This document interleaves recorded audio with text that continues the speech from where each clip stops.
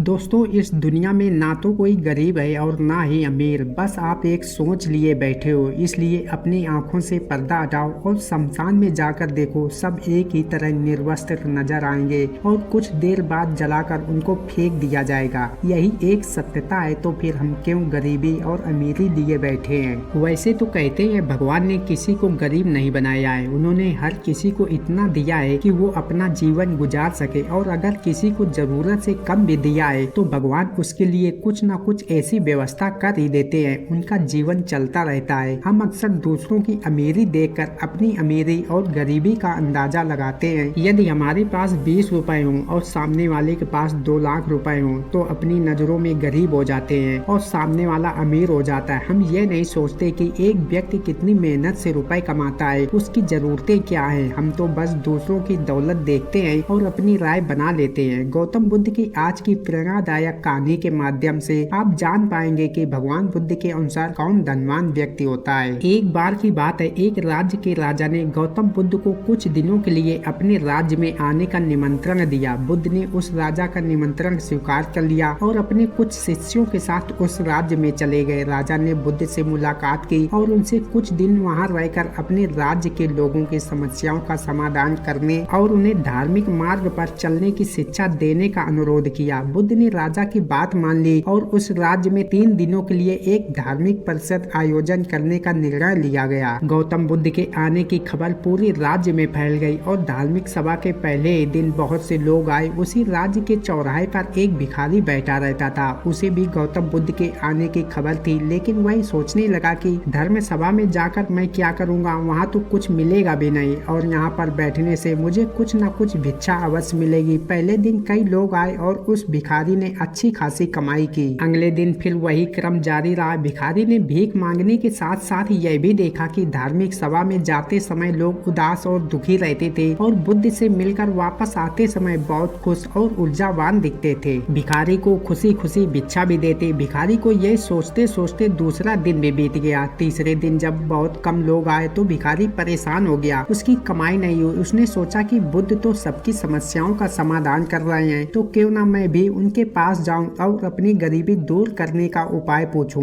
ऐसा सोचकर वो भिखारी भी धर्म सभा में गया, लेकिन वहाँ लंबी कतार थी। बड़ी मुश्किल से उसकी बारी आई। बुद्ध के पास पहुंचकर उसने प्रणाम किया और कहा, प्रभु, इस गांव में सभी लोग सुखी हैं और सभी लोग धनवान तथा सुख संपन्न हैं, फिर मैं गरीब क्यों हूँ? तुम गरीब हो क्योंकि तुम हमेशा दूसरों से मांगते रहते हो, लेकिन कभी किसी को कुछ नहीं देते हो। भगवान बुद्ध ने उस भिखारी को देखा और कहा, आपको लगता है कि लोग तुम्हें भीख में बहुत सारा धन देंगे, लेकिन आप किसी को बदले में कुछ भी नहीं देना चाहते। यह सुनकर भिखारी बड़े आश्चर्य से बोला, हे महात्मा, मैं भीख मांग कर ही गुजारा करता हूँ। मेरे पास देने को आखिर क्या है? बुद्ध कुछ देर के लिए चुप हो गए और कुछ देर रुक कर बोले, तुम बहुत मूर्ख हो। भगवान ने तुम्हें और हम सभी को देने या दूसरों के साथ बांटने के लिए बहुत कुछ दिया है। आपको एक मुस्कान दी है जिसे आप दूसरों के साथ साझा कर सकते हैं और उन्हें आशा और उम्मीद दे सकते हैं। तुम्हें आवाज दी गई है जिसे तुम मीठे बोल बोल कर लोगों की प्रशंसा कर सकते हो। तुम्हें 2 हाथ दिए गए हैं जिससे तुम दूसरों की मदद कर सकते हो। तुम्हें एक स्वस्थ शरीर दिया है जिसे तुम भीख मांगने की बजाय कड़ी मेहनत कर सको। जिस व्यक्ति को भगवान ने बिना किसी कमी के यह चीज दी है वो कभी गरीब नहीं हो सकता।